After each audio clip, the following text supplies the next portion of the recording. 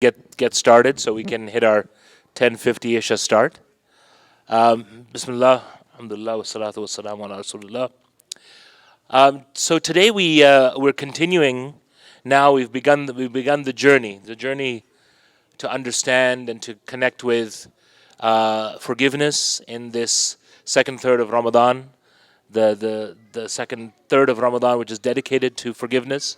And as Shaykh Walead explored with us yesterday, he is going to be exploring this topic and this theme of Ramadan through a classical text of a spiritual manual, of spiritual journeying. And in English, it's The Station of the Wayfarers by Shaykh al-Islam Abdullah al-Ansari of Herat. And inshallah, tonight we begin exploring the text itself. And as we did, as many of you experience already here at the Hub, we kind of embrace a wide variety of sort of teaching approaches. And one of of course, the great classical approaches is to delve into the ocean of a text. And we're going to have the real honor and pleasure over the next sort of 7 nights of, inshallah, exploring this text and gaining the great reward and benefit of what the Shaykh has left us as his legacy. So without any further ado, Shaykh Walead. Bismillah ar-Rahman ar-Rahim. Alhamdulillahi Rabbil Alameen. Wa salatu wa salam ala Sayyidina Muhammad wa alihi wa sahbihi ajma'in wa ba'd.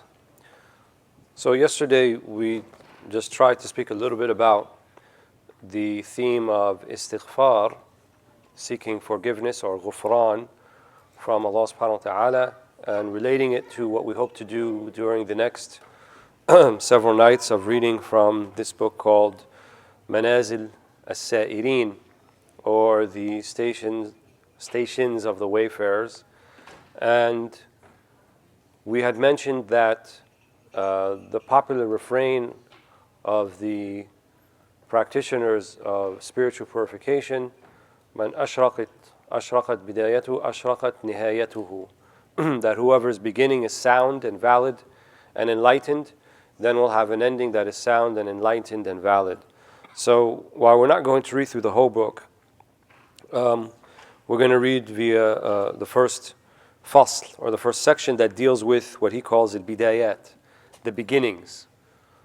In other words, those stations that he delineates that someone should be on the beginning of their path. And he has a small introduction here that I think I might dispense with and head directly to the text itself, where he begins with the bidayat. And the first chapter, he talks about, rahimahullah, that I alluded to yesterday, Bab al-Yaqadha, or the awakening. And the style of Shaykh Abdullah al-Ansari al-Harawi is that he begins each chapter with a verse. And sometimes it's not completely obvious, the connection of the verse to the section that he's talking about. So he begins this one after the Basmala, Bismillah ar-Rahman ar-Rahim, قال الله عز وجل قل إنما أعظكم بواحدة أن تقوموا لله مثنى وثلاثة وفرادا. The rest of the verse from Surah Saba, ayah 46, where Allah subhanahu wa ta'ala says, say I exhort you to one thing, that you rise up to God. And then he says, rising up to God is awakening from the slumber of heedlessness and rising from the predicament of apathy. القوم لله يقظة من سنة الغفلة والنهوض من ورطة الفترة وهي أول ما يستنير قلب العبد بالحياة ليرأة نور التنبيه. It is the first thing that enlightens the heart of the servant of God, that is, with life upon beholding the light of, here we translate tanbih as stimulation. Tanbih, I would say, is more like alarm or awakening, or I guess stimulation might work, but I kind of don't see it as that same word. So what he's trying to say here, I believe, is that people might be in a default state called ghafla, or heedlessness. And there has to be something that will precipitate them to get out of that heedlessness, right? To put them on a path that not only is kind of the paradigm of committing a sin and then saying astaghfirullah, then continuing your life as is basically, and then falling into the sin again, and saying astaghfirullah, and then falling into the sin again, and so forth. So rather than kind of what people think is an even kind of keel as they're going along their spiritual life, because I say they think that because it's not really that way, right? If you're not increasing, then you are decreasing. You're not really staying steady, because every day that goes by and you don't increase in something, then that's really a decrease. So he's saying here that sinat al-ghafla, like this lack of remembrance of Allah subhanahu wa ta'ala, and what he also refers to as wartat al-fatra, right? It's a warta, it's a crisis or predicament of fatra, right? And fatra here he translates as apathy, but I think you can also translate it as that time between good works, right? So some of us, we go about and we kind of see like, okay, I did a good thing today. I tasaddaqt, I gave some charity, I prayed, and then there's like 4 hours that went by that I didn't have that, right? I was, watching Captain America Civil War or something like that. And then I went to the next thing, right? And there's these discrete events. And so we begin to see these discrete events as defining my kind of Muslim life, who I am as a Muslim. And in between these discrete events, we have all these other things going on that seem to be not really put in place that it's going to define who I am. It's kind of, at best, it's extraneous or external to all of that. And I think many people struggle with this, myself included. And we struggle because we feel guilty, right? Like, oh, how did I let all this time go and I didn't really do anything positive? And at the same time, I think to myself, well, can I possibly actually read the Quran nonstop from after sunrise all the way to Dhuhr? And if I can't do that and I feel it's difficult for me, then should I feel guilty about that I don't have the ability to do that? Is that what the sheikhs are talking about when they say, do good works and don't steer away from Allah, that I actually have to be doing this ibadat like non-stop, like all day? Is that what it's referring to? And it's not what they're referring to, right? Obviously, can't be that, because it's impossible for the person to be like this. But then because they don't realize that, there's what he calls wartat al-fatra, right? There's this kind of crisis or predicament of fatarat, that I'm living just discrete, snapshot moments in time, right? And most of the time we'll record those and put them on Facebook, like, me at the rally or me at this particular event and me breaking fast. And, then we see ourselves as kind of these discrete moments in time. But what were you doing most of the time, right? And it doesn't mean what were your limbs doing, but what was this doing? Where was your heart? Where were your thoughts? How were you progressing? So he said, when you are stuck in that particular cycle or paradigm of ghafla and wartat al-fatra, then you need yaqadha. You need to awaken first. One needs to wake up. So he says, al-qawma, based upon the verse, أن تقوموا لله, right? Even the mufassirun in this particular verse, قل إنما أعظكم بواحدة, right? Say I exhort you to one thing. They said, what is that one thing? Some of them said, it's la ilaha illallah. Some of them said it's the Quran. Some of them said it's to wake up, to rise to Allah. But actually that one thing is tawheed, really, right? Because tawheed is all of those things. So this book has 100 manazil. It has 100 stations. It begins with yaqadha. The last one, the 100th one, right, which he sees as in nihaya, he calls it tawheed. So basically, all of the 98 in between yaqadha and tawheed, it's about getting from realization, waking up, and then making your way to a type of tawheed, right, that's not just, as I said, a discrete practice in moments in time, but a heart that is filled with tawheed 24/7 for your whole existence. That type of tawheed, right? Tawheed al-kashf al-tahqiq, the tawheed of actualization and things being disclosed to you as you go throughout your life. That's the type of tawheed he's talking about. So he says, rise up, awakening from the slumber of heedlessness. And it's the first thing that enlightens the heart of the servant with life upon beholding the light of stimulation. A realization, if it were, as it were, that, wait a minute, what I'm doing here is not what life is about, right? And remember, he's talking to Muslims. He's not necessarily talking to non-Muslims. He's not talking to people who haven't said the kalima of tawheed. He's talking to those people, right? And it could be that despite our outward practice of Islam, we're not living the inward practice of Islam, right? Which is its heart and soul. And so we have many good outward practices which should not be diminished or taken lightly. They're important. But if they are not engendering within one a strong inward practice, then they're not serving their purpose, right? إن الصلاة تنهى عن الفحشاء والمنكر والبغي يعظكم لعلكم تذكرون. Salah is supposed to stop fahsha and munkar and despicable outward practices, right? And the way that despicable outward practices can be stopped is by having strong inner life, right? Your ability to stay away from the haram, which is more difficult than doing that which is obligatory, is going to be predicated more on your inner life, right? Because there's less allotment for the ego in it.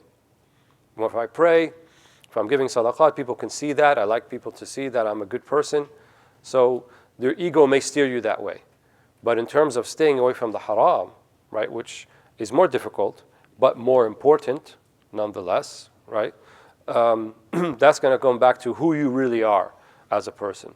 So it's not really, what defines you is not so much about what you do, but it's about what you refrain from, what you don't do, what you conscientiously choose to leave out, to stop from doing. So he then says awakening consists of three things. And this is his style throughout the book, right? He'll give you components of it. And sometimes you can think of them as levels, like the first level will be this, then this and that. This may not necessarily be the case all the time, but he often does this. So he says the first is the glance of the heart at the grace and despairing at counting it or knowing its limits. So الأول لحظ القلب إلى النعمة. So recognizing your heart, recognizing the ni'mah, recognizing the blessing. And that's, to me, it's phenomenal that he said that, right? Because usually when we think about yaqadha, it's about, oh, look at yourself, look how bad you are, you got to improve. If you keep going down this path, you're going to go to hell. All these bad things are going to happen to you. But yet, he's telling you that's not where the light is going to come from. It's not going to be guilt-tripped into you, right? It's not a guilt trip. But what it is going to be is recognizing, I have so much, right? I have so much. So the first is the glance of the heart at the ni'mah, at the blessing that you have, right? And one might say, well, what blessing is that? You're alive. You exist. You're Muslim, right? The Prophet ﷺ said, if you wake up in the morning and you have a roof over your head and you're safe and you have qut yawmik, you have that which suffices you to survive on for the day, it's like you have the whole dunya. You got everything. What more do you want? So, and they talk about ni'mat al-ijad wa ni'mat al-imdad wa ni'mat al-islam, right? Ni'mat al-ijad, Allah put you in this world out of the infinite number of possible choices that could have been, that Allah could have chosen, right? There's an infinite number of other people Allah could have chosen besides you and me, yet He chose you and me, right? That's Allah's choice, not your choice, not my choice, not Fulan's choice, not anybody else's choice. That's significant. That's a blessing that He put you into existence. And not only that, He's maintaining your existence, right? The science of the heart cannot be divorced from theology, cannot be divorced from what we know about the reality of the world. And the reality of the world, the universe, is that Allah is constantly creating every single infinitesimal moment. So don't think Allah put you in this world and He left you to yourself. That's not true. What keeps your heart beating? What keeps you breathing? What keeps your organs working, right? We definitely know those things are involuntary. Perhaps there's a semblance of choice in how I move my hand and what I say, but what's going on in here, nobody makes their heart beat, right? You don't consciously do that. So what makes it beat? right? Only Allah can make it beat. And then when He decides, it'll stop beating. So that's ni'mat al-imdad, right? Allah is constantly, it's like He's recreating you. You can think of it, right? Every infinitesimal moment that goes by, you're actually a different person. Because if Allah, every moment He's creating it, right, then that means the person that you were a moment ago is not the same person a moment right now. And we observe this over years when we age, right? But if it can be observed over years, then that means it can be equally observed and known over nanoseconds. There's no difference. It's just going to be a difference in change and capacity. But the change itself is there, right? So we're constantly being recreated. And that's an active choice by Allah subhanahu wa ta'ala, not a passive choice. Right? We don't say to ourselves, why did Allah allow this? He doesn't allow anything. He makes everything happen. Right? He's not sitting back and saying, let me allow this or not allow that. That betrays a lack of understanding about the nature of reality and nature of the universe. Allah is constantly creating every single moment.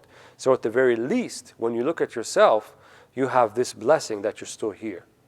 And the opportunity is always still there. And on top of that, He led you to Islam. And so begin with this, with that great blessing, right? Don't lose sight of the blessing, is what He's saying. So the first is the glance of the heart at the blessing and despairing at counting it or knowing its limits. Min al-ad, and he says, wal-had. Al-ad means counting it, right? And the verse actually says, وَإِن تُعُدُّوا نِعْمَةَ اللَّهِ لَا تُحْصُوهَا. Ni'mah, singular, right? If you are to count the one blessing or try to enumerate the enormous nature of the one blessing, you cannot. Why? لأن النظر ليس إلى النعمة ولكن إلى المنعم. Right? You're not looking at the blessing itself, but you're looking at where the blessing came from. The blesser, Allah, al-mun'im, right? Which is one of the names of God. So we're not looking because how small or how big it is, but it's always big. It's always going to be great because it came from Allah subhanahu wa ta'ala. Right? In the Shama'il al-Tirmidhi, they describe the Prophet sallallahu alaihi wasallam, يَجُلُّ النِّعْمَةِ وَإِن دَقَّتْ. يَجُلُّ النِّعْمَةِ وَإِن دَقَّتْ. That he would see the ni'mah as jaleel, as grand, as great, وَإِن دَقَّتْ. Even if it seems something very small and precise, but it's something great, looking at where it came from the mun'im. So realizing I can't count all the blessings I have, even the one, and realizing that I don't know its limits, right? I can't see how great that blessing is, right? I can't see how great the blessing of Islam is. I can't see how great the blessing is of we're sitting here in this room talking about blessings. We can't even imagine that because there's an infinite number of other things we could be doing tonight that could have been chosen for us. And of all those things, right, think about all the people in the world, all the people who have ever lived, and all the possible things they could be doing or not doing, but yet here we are talking about how to think about the blessing to begin with. That's a blessing, right, in of itself. So, min ghayr ad aw had, right? We cannot count it, nor can we limit it. And then he said the third aspect of that, knowing how remiss one is in with respect to it, right? وَالْعِلْمُ بِالتَّقْصِيرِ فِي حَقِّهَا. So you have to know that you cannot enumerate the blessing. You cannot know its limits of how important it is and good and blessed it is for you. And you realize that you can never give it its proper due. And that is, I would say, when you actually internalize that within yourself, this is when the lights of Tawheed will be kindled within you. Because when you say to yourself, I can never give it its right, right? In other words, you can't give Allah His right. And that means that the things that you do, they're not so much so that you're giving Allah's right, but it's the way and the adab that you have with Allah subhanahu wa ta'ala. So it changes the orientation of your ibadah, right? Because if you're worshiping God because you want things from Him, right?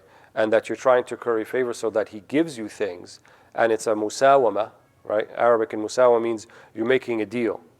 And we make deals all the time in our head. We say, Allah subhanahu wa ta'ala, okay, I'm going to fast this year right, I'm going to do it right, but I just want this, and I want that promotion, and I want to be,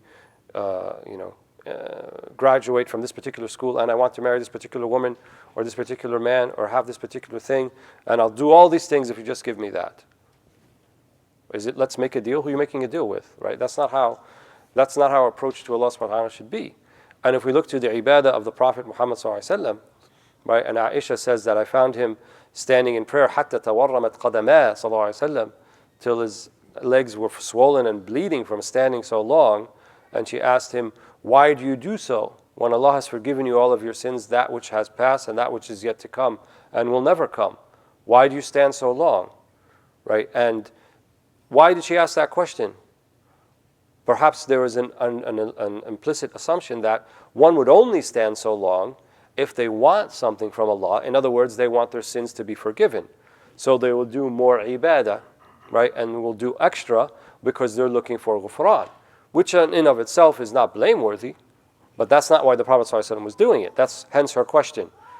Like, Ya Rasulullah, you're different. You don't have to stand so long. You have already been favored by God, so why are you standing this long? What did he say to her? أَفَلَا أَكُونَ عَبْدًا شَكُورًا? Should I not be a grateful, thankful servant for all of this blessing He's given me? Should I not show my gratitude, right? So that's a more intimate way of worshiping Allah because it's based upon mahabbah. It's based upon love, not based upon I feel guilty and I need Allah to expunge and remove all of my sins, which we do want. We want ghufran. But see how Imam al-Harawi begins here with teaching us the way of targheeb first, right? Targheeb means that he is giving us hope, right? He's giving us something to grasp onto and think that things are not to be in a desperate state. There's always going to be hope. Imam Abu al-Qasim al-Qushayri does the same thing in Risal al-Qushayri, another very famous kind of primordial text in this science, right? Because he starts with the biographies of all those people who were astray, and then they came to Allah. Why does he do that? Right? Why does he talk about Abu Yazid al-Bistami, and he talks about Fudayl ibn al-Iyad? Some of them were highway robbers, some were thieves, some of them were very far away from Allah. Why does he bring those people first? And he talks about them. Because he's showing no matter where you're at, right, no matter how lost you think it is, it's never lost. It's as close as saying astaghfirullah. It's as close as a tanbih, right? He calls it the light, nur tanbih.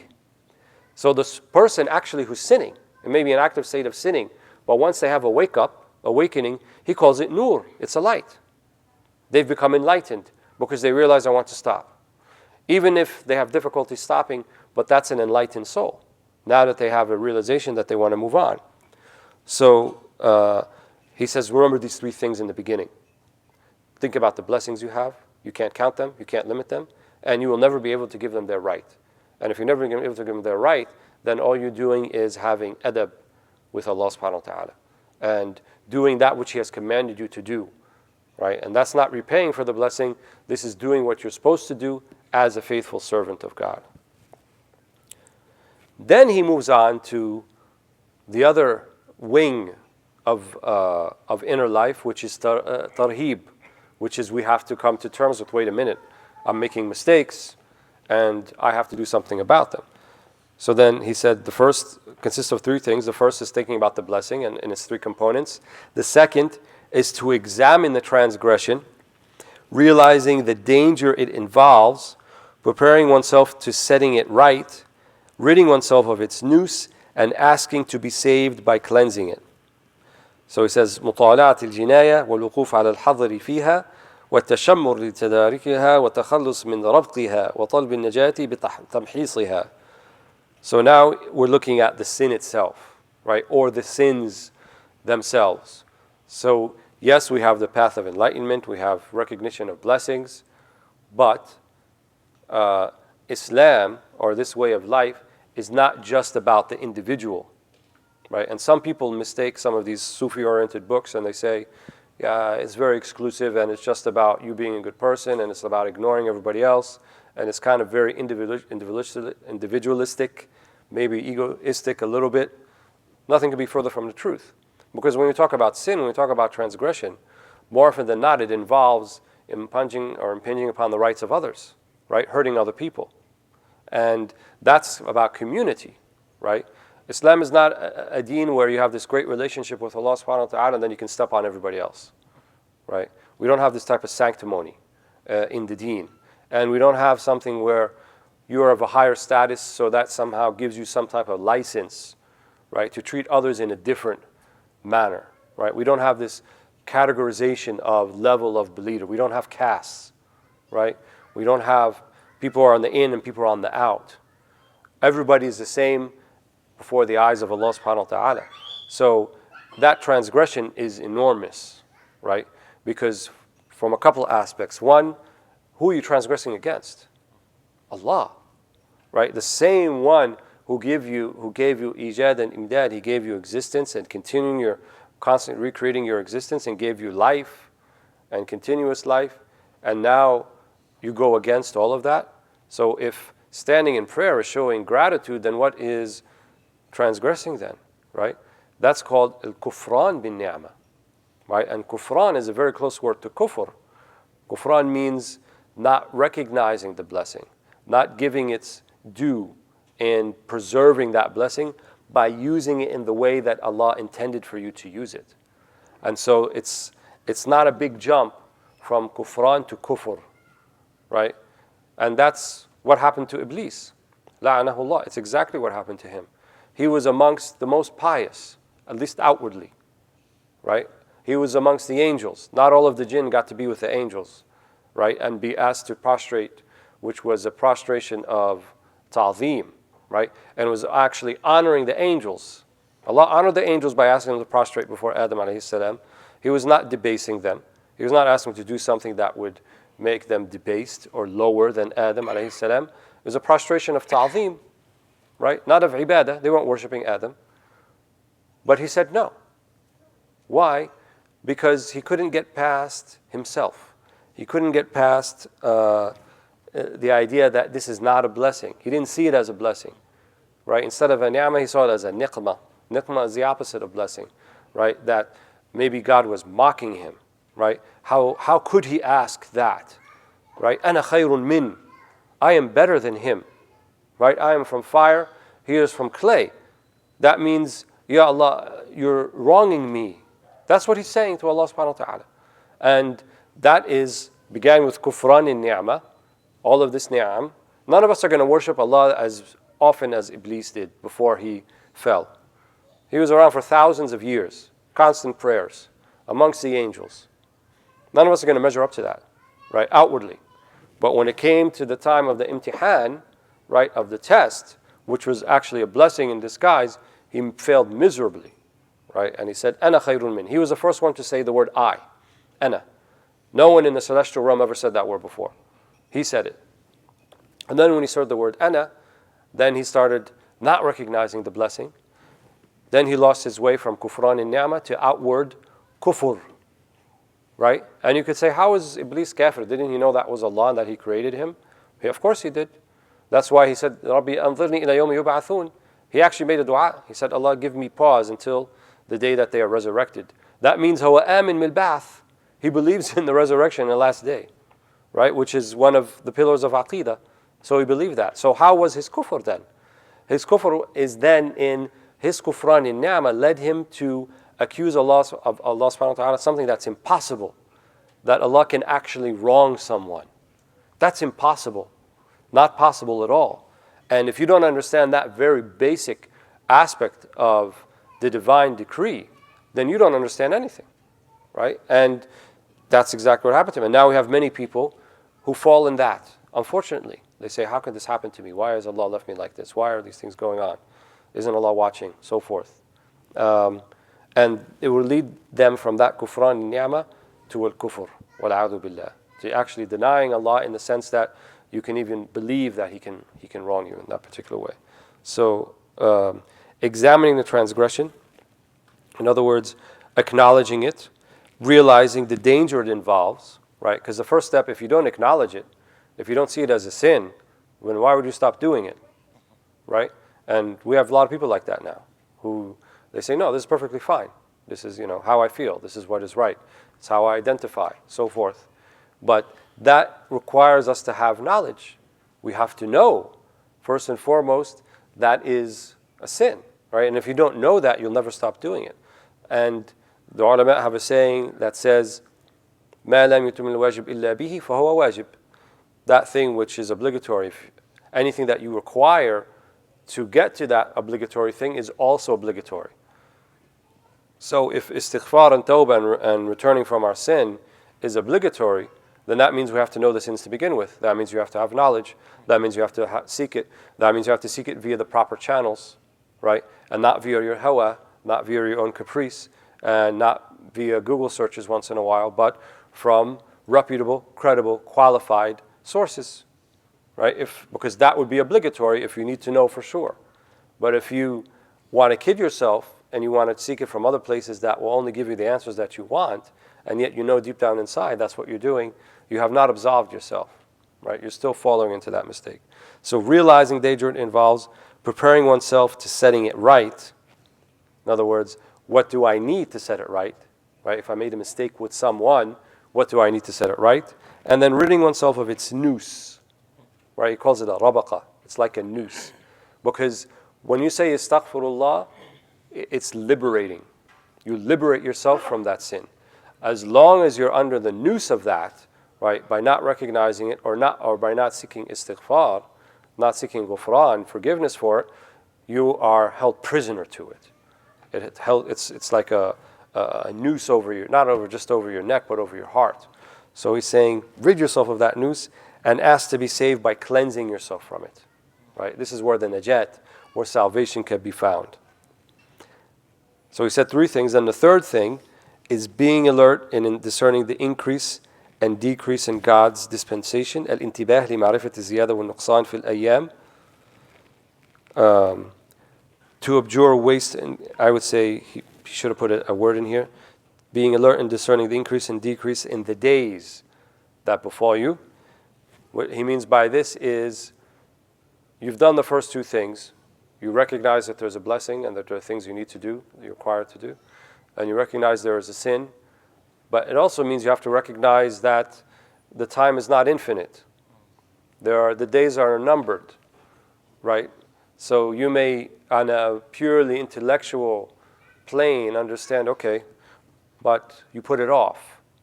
Perhaps when I get to this particular age, when I just get free from some of the things I'm busy with right now, and I get myself straight, then I'm gonna move on from this, right? Sometimes people see iltizam, or sticking to principles and the deen, as like a capstone moment in their life, right? Which means I do all of this other stuff beforehand, and then I'll set things right. Then I'll be straight. Then I'll go to Hajj, right? And then I'll do this.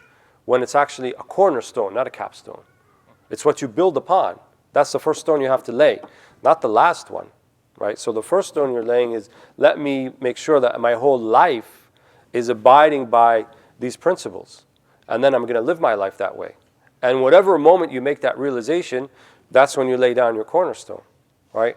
And not to put it off. So recognize the nuqsan was ziyada. Recognize the days are diminishing, right? And the days that are already passed are done. The most that you can do is try to make up for missed opportunities in the past. And then you have your present, where you have to ask yourself, what is it that I need to be doing right now, this moment, so that I can fix not just the past, but I can build my future. And I think Sayyid Abdul Rahman is looking to me like we're out of time. So we'll stop here, inshallah, and continue this in the next session tomorrow, hopefully. Alhamdulillah Rabbil Alameen. نسأل الله سبحانه وتعالى أن يوفقنا جميعا وينور قلوبنا بأنوار الإيمان والإسلام والإحسان وأن يهدي قلوبنا لما هو يرضي ربنا ويرضي رسول الله صلى الله عليه وسلم وأن يتقبل منا صيامنا وزكاتنا وقيامنا وتبتلنا وأن يفرج عن إخواننا المسلمين في كل مكان وأن يجعل آخر كلامنا في الدنيا لا إله إلا الله محمد رسول الله صلى الله عليه وسلم والحمد لله رب العالمين. الفاتحة.